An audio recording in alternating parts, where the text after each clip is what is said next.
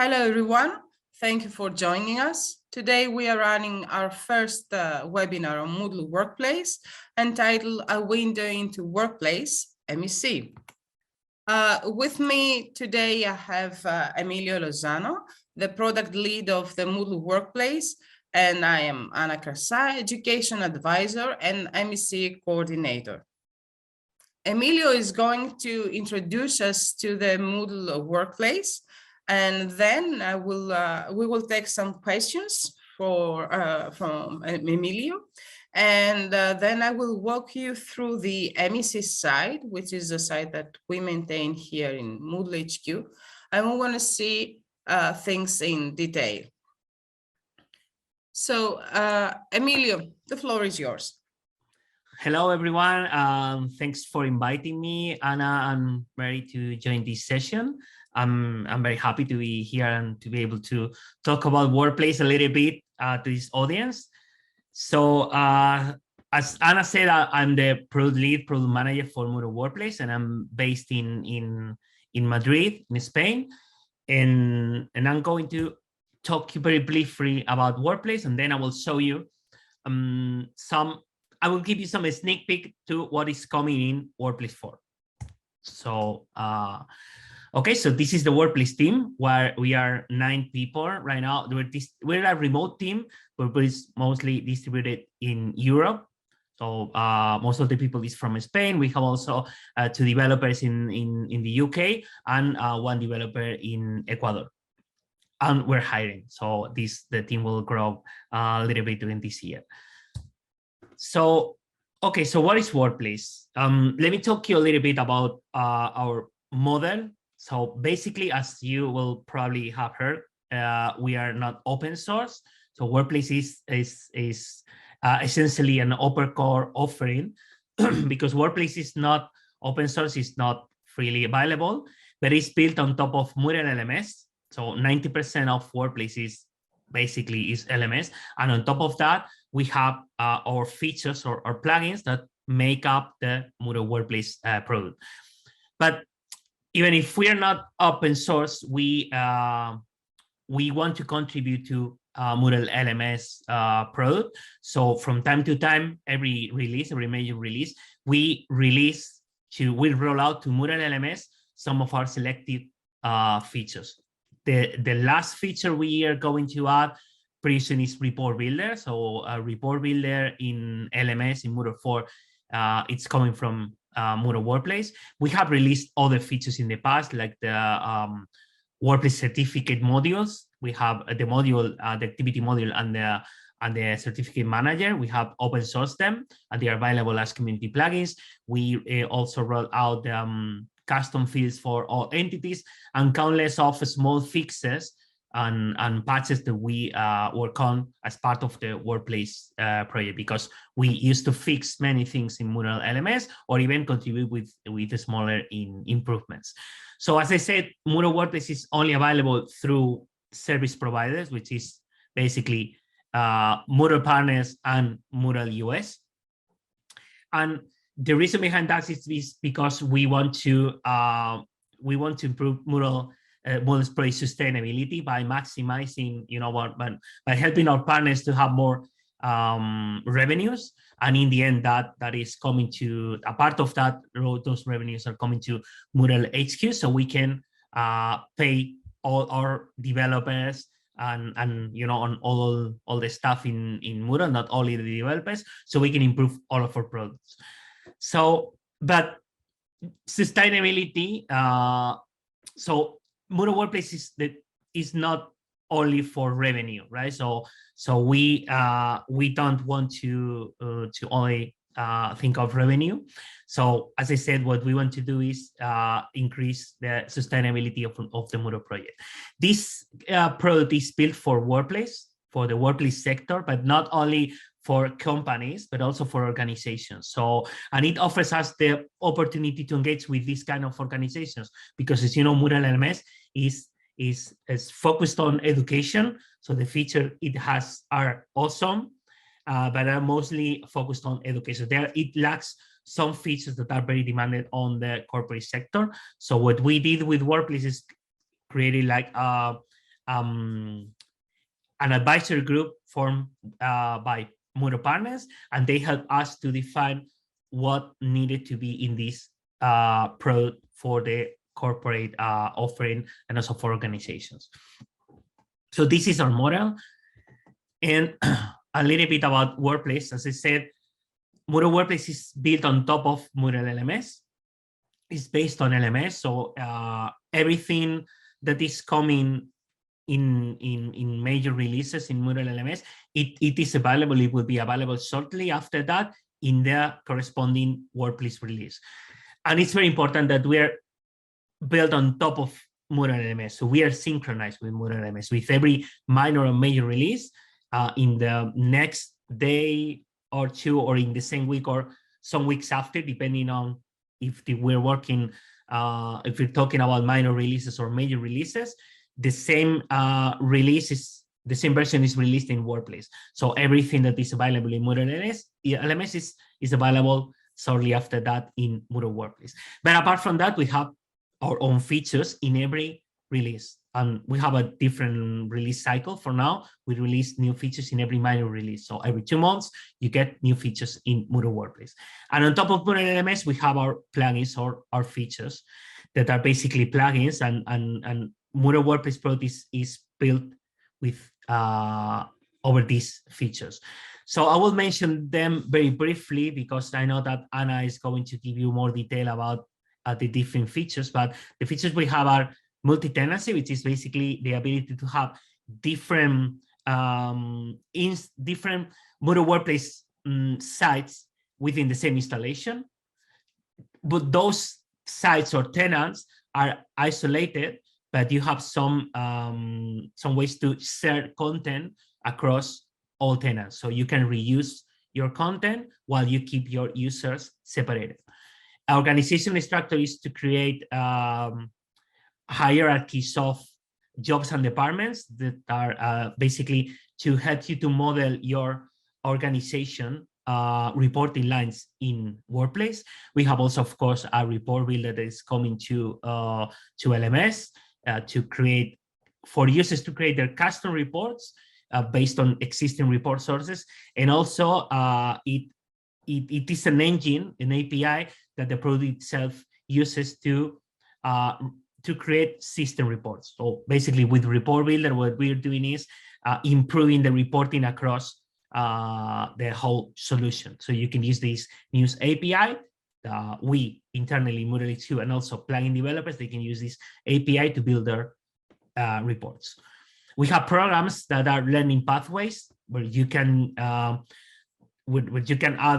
courses, a set of courses with some hierarchy, and you can define different pathways within the program with completion criteria, availability restrictions for the courses within the program in a very simplified way, and also relative dates for everything. Then certifications are recurring programs. So basically a certification is a way of making a program recurring and defining an expiration date for it. So it's very demanded in the corporate sector. And with this, you can just help your staff to get up to date with their compliance. Then we have the certificates, the diplomas, the pieces of paper, basically PDFs that you can generate using our certificate module. I'm pretty sure that you all know about this because it's a very popular feature in Moodle LMS. So we have our own certificate plugin that we open source with some very cool UI improvements and additional functionality. By the way, this plugin is based on the custom certificates plugin that it exists in the community, but we needed to duplicate it for some reasons because we need it that way in Workplace. But the functionality is similar with some improvements. Then we have a migration, a feature to basically that will allow any admin to migrate content from one site, from one Workplace site to a different site, or even to the same site in a different tenant in a very easy way. It's like a wizard, and you with 3 or 4 steps, you can just export all the content in your site or selected content and import it into a different site or the same site. It's really convenient, and it really helps with deployment and rolling out courses and programs within your workplace site or in all your workplace sites. And with dynamic rules, we bring automation to workplace. This is like a Swiss knife, because it helps you. It allows to create automations based on conditions that are predefined in plugins and actions. So you can just create like a recipe using conditions, and when the conditions are met, the actions will execute. Let me give you an example. It's like, so maybe you can just issue a certificate when a users complete a given course or program, or you can create a pathway saying when the users complete this program, allocate them to this other program, or to create onboarding tasks for all new users in the systems, allocate them in the onboarding program, or when a users complete this course, add them to this cohort and things like that. We have like, I don't know, maybe 20 different conditions, the same number of actions, and by combining them, you can create really powerful automations in Workplace. And last but not least, we have the appointments booking, which is an activity module to manage booking, basically, as the name said. So with this, you can create either seminar-like sessions that span in several days, or you can create time slots. So meetings, small meetings in time slots for users to book. And it's basically that. And of course, we have a Workplace app. We have the specific Workplace app. It is obviously also, we have obviously a branded app too. So it can be branded. And this app, it supports all the features in a standard Moodle app, but also the features that are present in Workplace, especially multi-tenancy and our dashboard. But with this app, you can have a multi-tenant app, or even you could have different apps for the same site working in different tenants. And what about the roadmap? So this is what is coming in the next 6 to 18 months. We're working right now in Workplace 4. We started working on it in early this year because we needed to have a stable version of Moodle LMS, or development a stable version of Moodle LMS. So we are planning to release Workplace 4 by July 2022. And in this feature, we're going to add, of course, all the features coming in and improvements in Moodle 4, and also some features that I will show you shortly. We're also working on some integration improvements, so making Workplace more ready to be integrated with anything, especially taking advantage of our specific or advanced features. And then in November, we plan to catch up with Workplace with Moodle LMS releases. So we'll release Workplace 4.1 in November. And for that release, we're planning to work on course level reports and user level reports, which will be also available in Moodle LMS. We'll see, because this is still this is not final yet, but this is the ability to create custom reports at a course or a user level. So they are available in selected courses for the teachers or students to use them.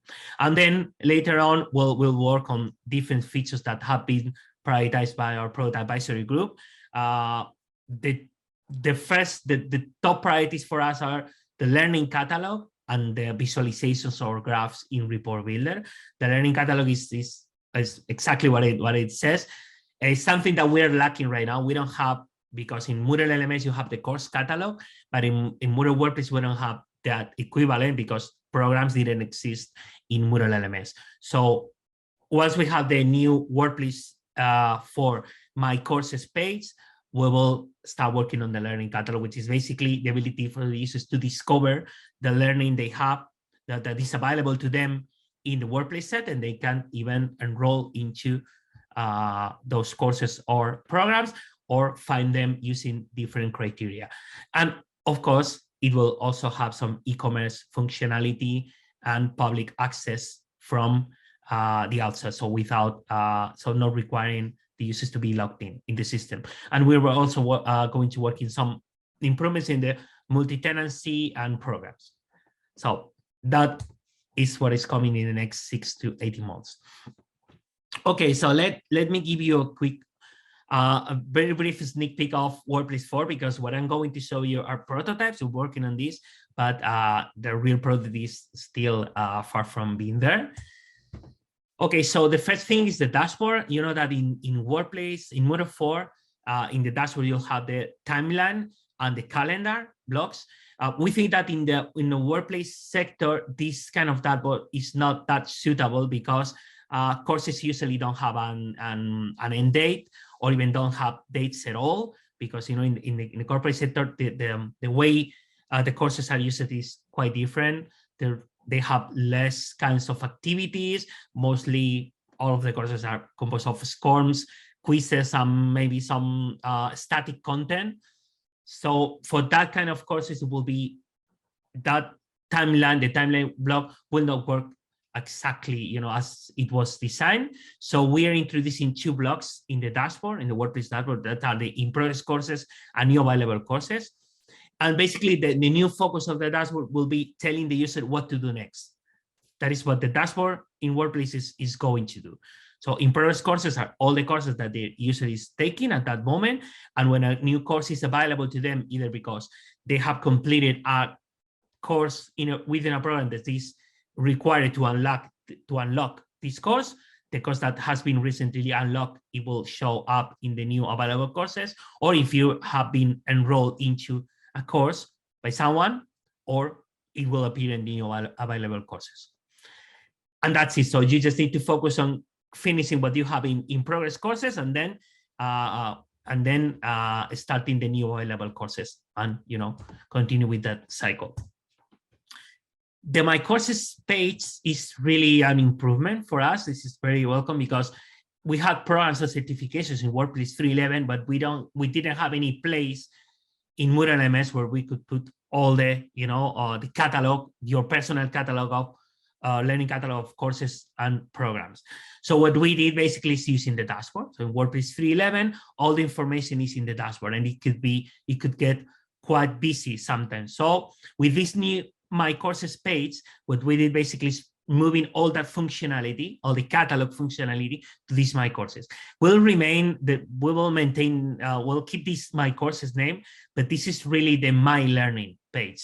But we think that, at least for users, is in our user testing, the My Courses name was better in most of the cases. That's why we're keeping it. But in this page, the user will see all the learning that is allocated to them, basically the courses and the program.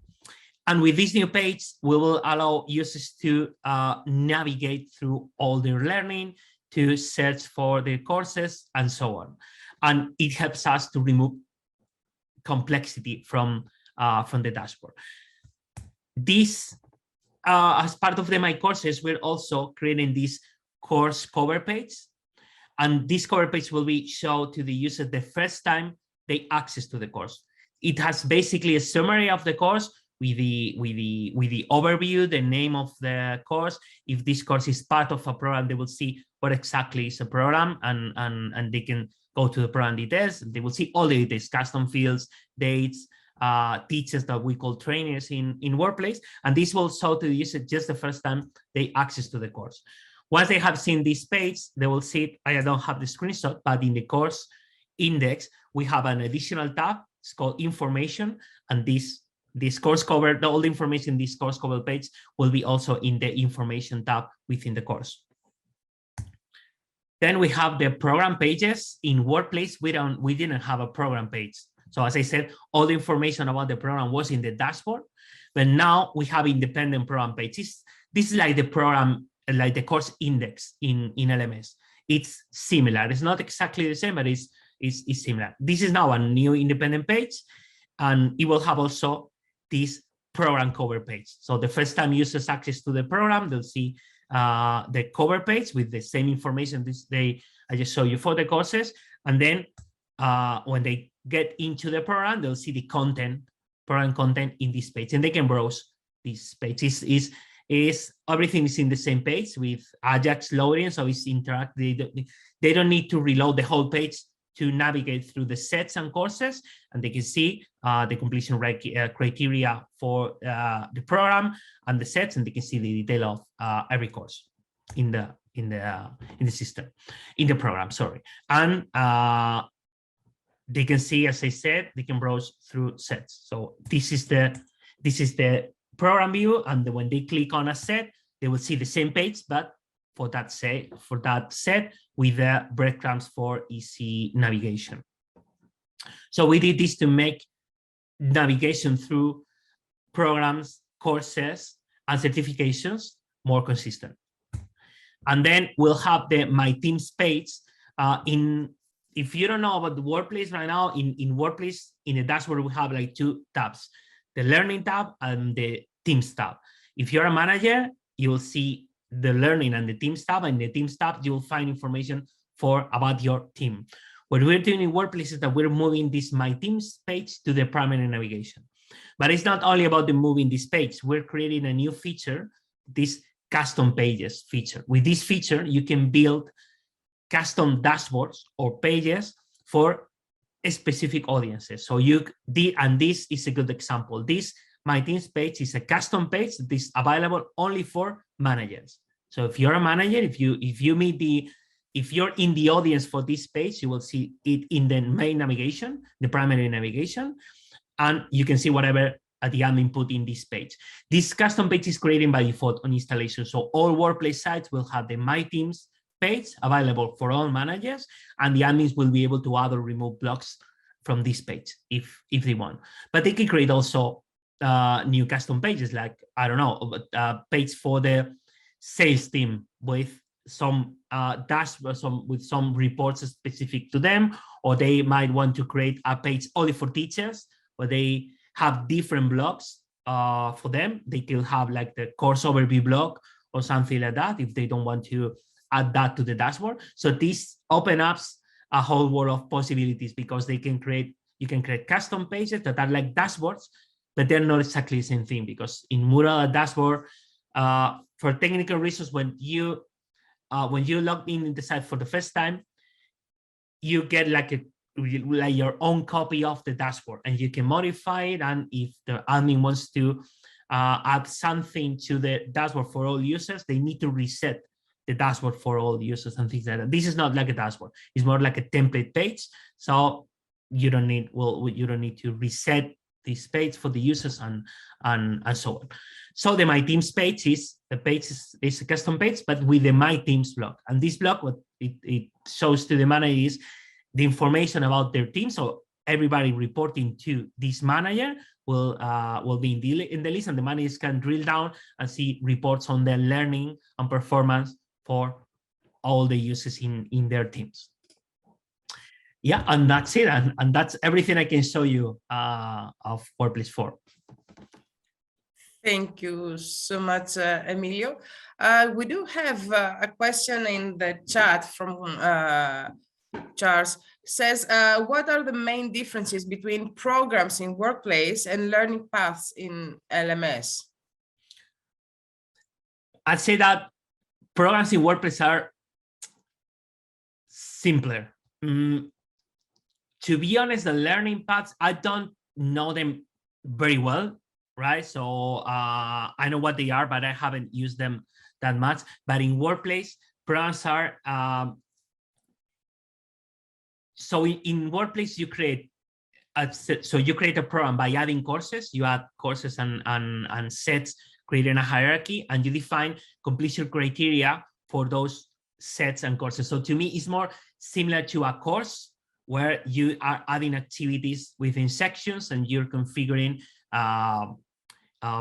availability restrictions between among all the activities. And then in programs, you also have a users tab where you can manually enroll users, or you can create automations to enroll users in a program. So to me, the main difference is that in Workplace, the programs are like are another learning entity. It's like a higher level learning entity that is built with courses. I don't know if that answers your question. Yep, I hope absolutely. so. I was Thank you, Garth.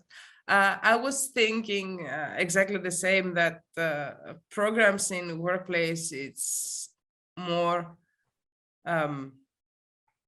it gives you a greater capability of doing things and much more easier than in the learning paths. Do we have any other questions? I'm afraid that we will have to allow Emilio to move on with his really heavy schedule. So if you have questions to him, it would be nice to ask them now, because we are going to move on with taking a look in the MEC side. So moving on about the MEC workplace side. Just before we get there, I would like to give you a quick introduction about what is the MEC. The MEC stands for Moodle Educator Certificate. So the MEC is an international certificate for teaching with Moodle. MEC has been developed by the education team of Moodle HQ, and it is exclusively offered by authorized Moodle certified service providers. So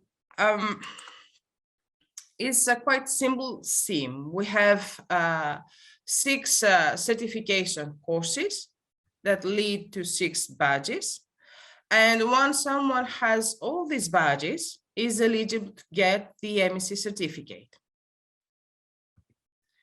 Now, what is the business need behind the MEC that led us to use Moodle Workplace instead of using the Moodle LMS? Well, we have to understand this first, because it's the most essential point, I would say. From one hand, we had the MEC, that is a product offered by certified service providers.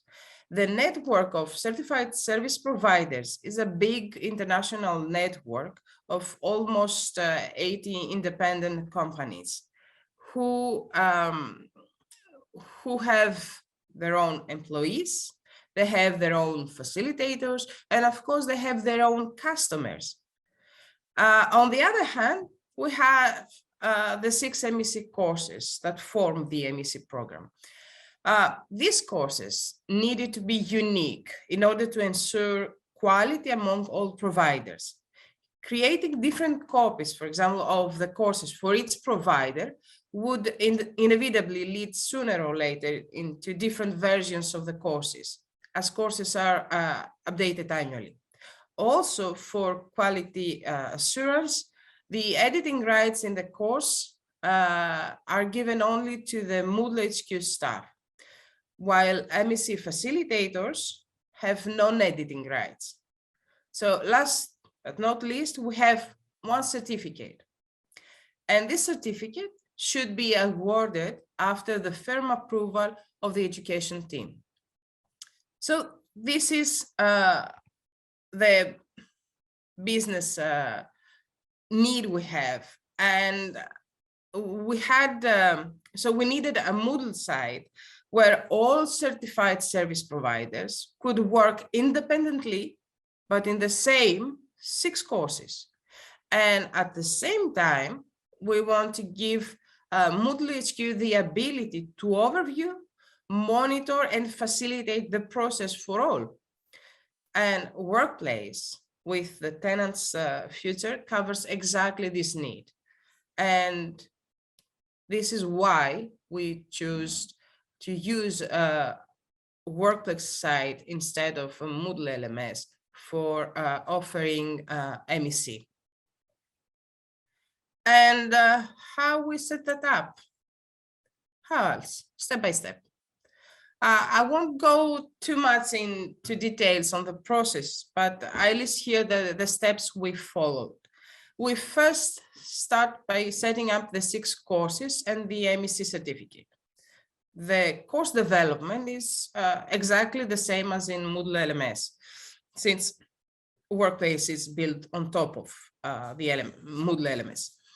And then we set up the MEC certificate using the certificate feature of workplace. As Emilio said, this is built on top of the custom certificate plugin. And if you have used that in Moodle LMS, you will realize that the workplace certificate is a refined version and much, much easier to use it. And then we built and ran the MEC facilitator training process. The MEC facilitator training process is illustrated here. We have one or more employees from certified service providers who take the 6 MEC courses, get their MEC certificate, then complete the MEC facilitator training course, and then they receive their MEC facilitator certificate. As soon as a facilitator gets the MEC facilitator certificate, then the service provider is eligible to offer the MEC.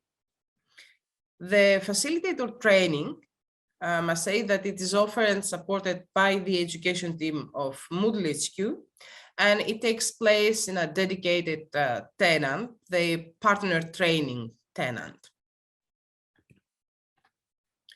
So after setting up the courses and the certificates, and we run the facilitator training for a while, then we had authorized service providers, and we had to create a new tenant for every provider who was authorized to offer MEC.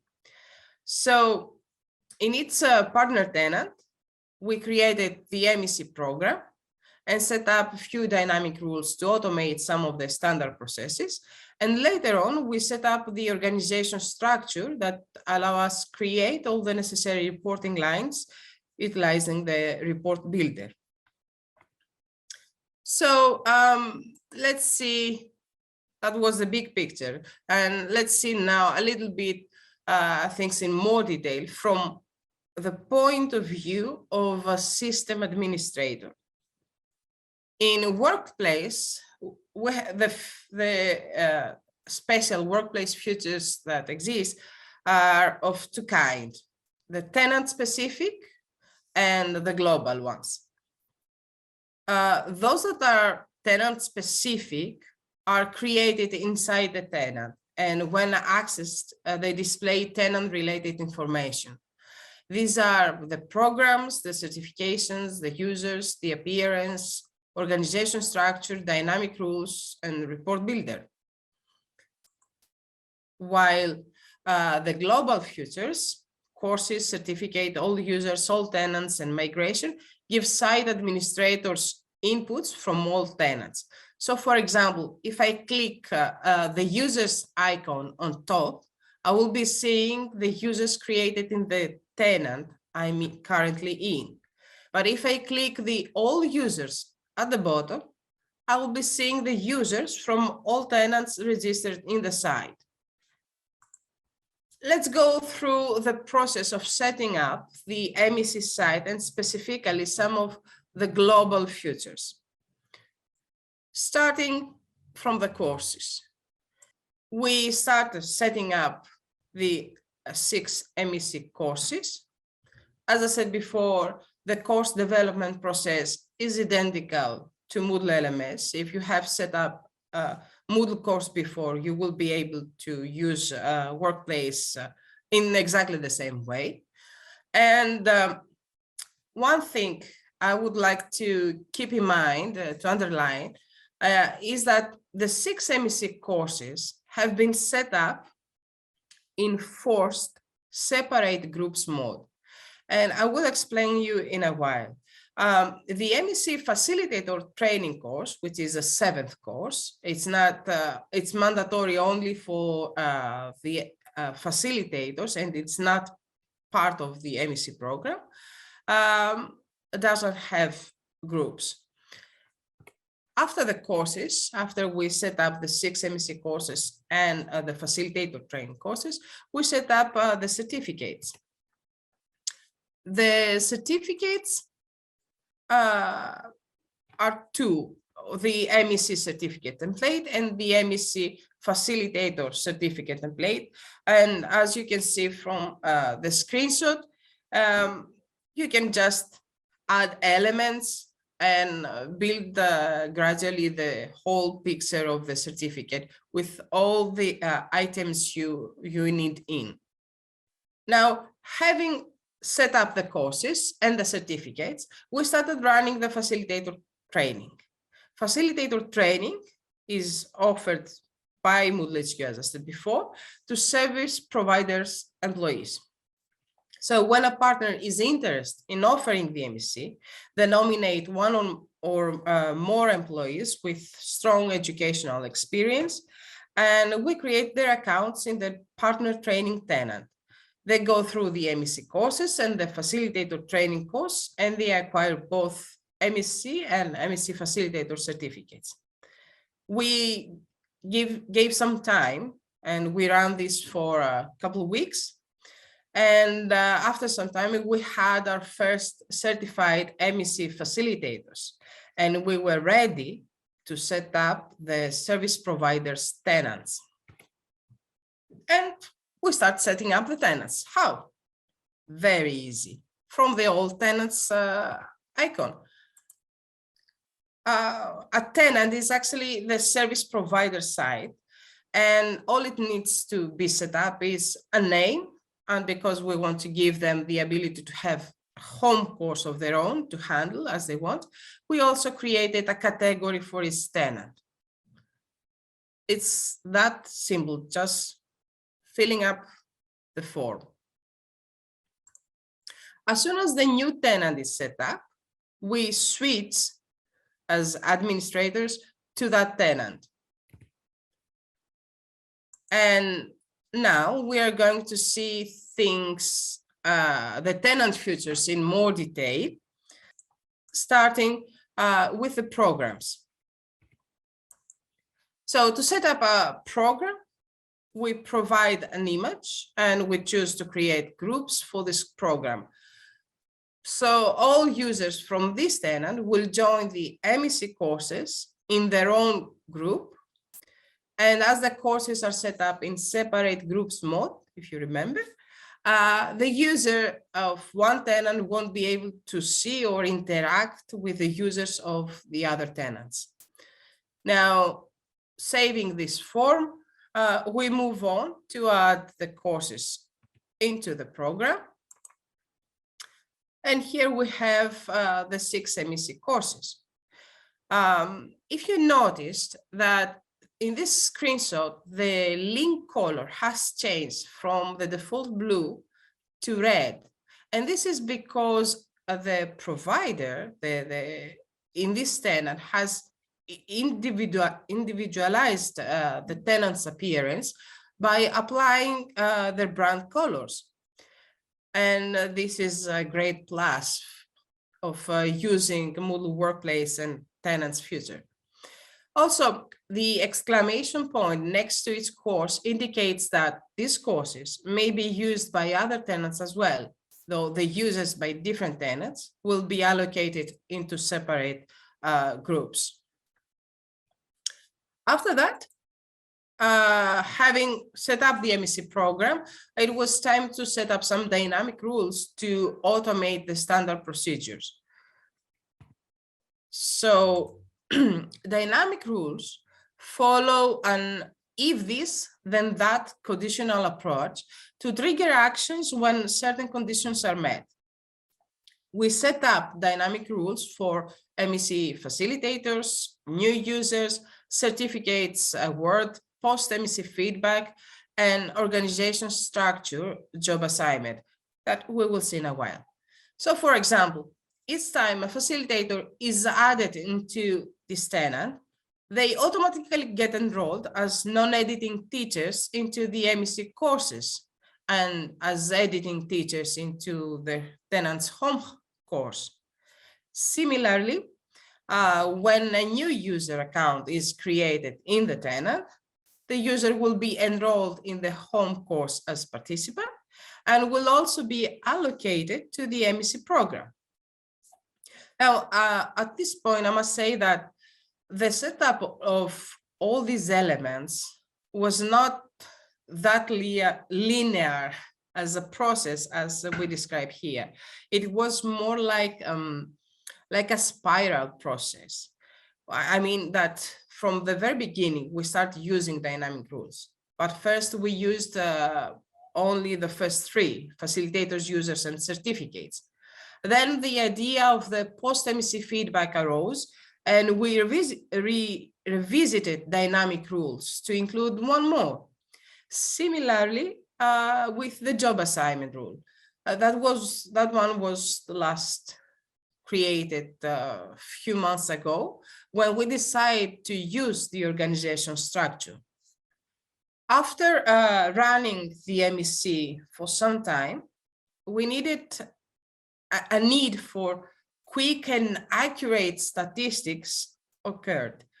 And it was then that we decided to use the organization structure.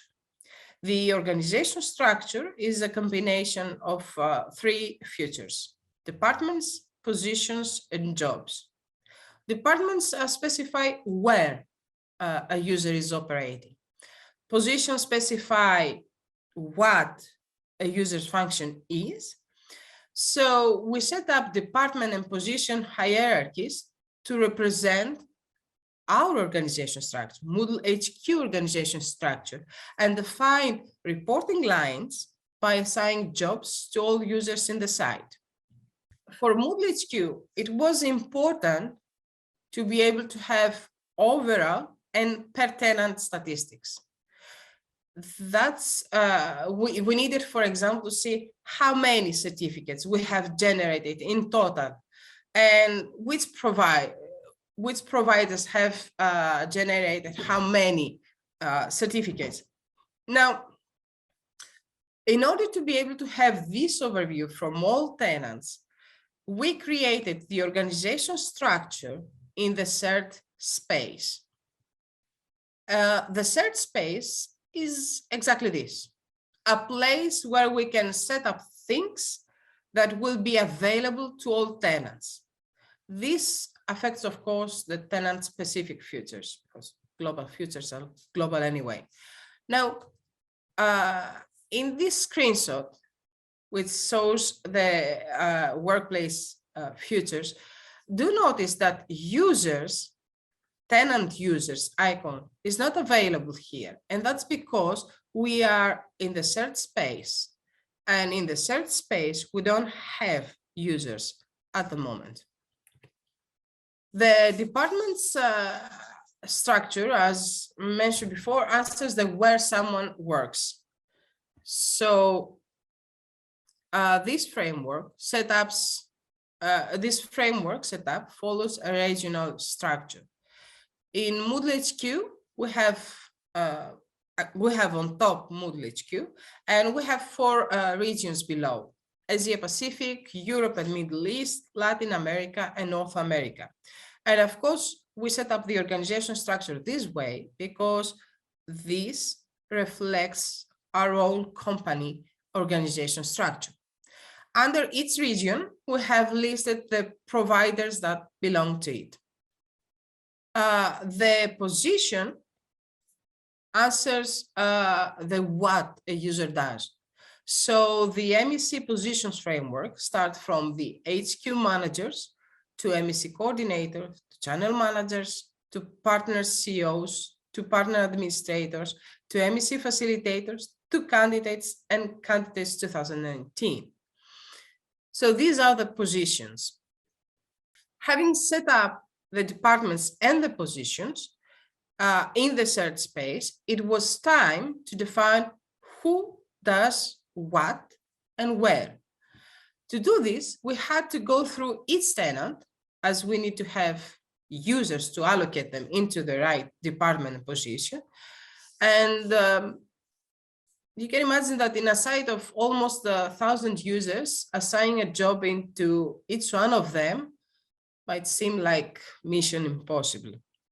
But truth is, things were very simple because we had the ability to use dynamic rules. So instead of assigning jobs to individual users, we just set up a dynamic rule in its tenant and run this rule and quickly assign the jobs to all users. And when everybody had a job, we were ready to set up our reporting lines through the report builder. Of course, a report builder was available from the very beginning, and we were using it from the very beginning of the MEC. But with the organization structure set up, we had the ability to create the reporting lines needed for our company. And here you can see that it depends on our business need, and our business need was to be able to see the overall reports from all partners and compile inputs from all tenants and also be able to see per tenant's reports. And that's why we build a number of reports in the shared tenant. Through there, we also set up the reporting lines, scheduling reports for the channel managers who receive compiled and analytic reports from the tenants of their responsibility, and while HQ manager get overall reports. And that was it. I know we didn't go through the detailed process of how to do things, but I hope we have managed to give you an idea of workplace capability, opening a window into the MEC site. Do you have any questions? Oleski asks if it is possible to import courses from LMS to Workplace. And yes, Mary already answered this one. It is possible to do it. It's like, Emilio said, it's like backing up and restoring courses from one Moodle site to the other. Zoe is asking, would it be complex to migrate our existing LMS to Workplace, including creating tenants? Is there a limit of how many tenants you can create? As far as I know, there is no such a limit. I mean, I haven't seen that. We have already in the MEC side created about 40 tenants, and I don't see any problems with that. Emilio had already answered this, that migrating from LMS to Workplace is similar, like upgrading Moodle LMS from an LMS version to another. Organization structure, Gregory asks, means that we can also imagine to assign automatically training regarding country and job position, and this is absolutely yes. You can easily set up your programs, and by using a dynamic rule, you can just say that these users with this job assignment should take these programs or those courses. And I will quickly wrap up this session. And I would like to ask you that if you have enjoyed this session and Moodle Academy, you may consider getting involved further and help us grow by contributing to its development. Being in the Academy, you can be an active member. You can suggest topic ideas. What would you like to see us covering in the future? And you can join the Get Involved course and make your own suggestion. Ask the subject of your interest, vote for subjects that have been already suggested. And you can also contribute to the webinars if you have particular skills. If you are an expert on a subject and you have something interesting to say, just let us know. Note that the webinar presenters will gain a presenter's badge from the Academy, and you can also contribute to courses by sharing your experience and contributing to the development of courses. And this way you may gain a course builder badge. Of course, please help us spread the word about Moodle Academy and MEC.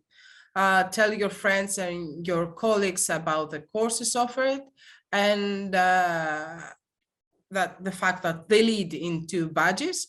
Don't forget to take the Are You Ready for the MEC quiz if you are interested in the Moodle Educator Certificate.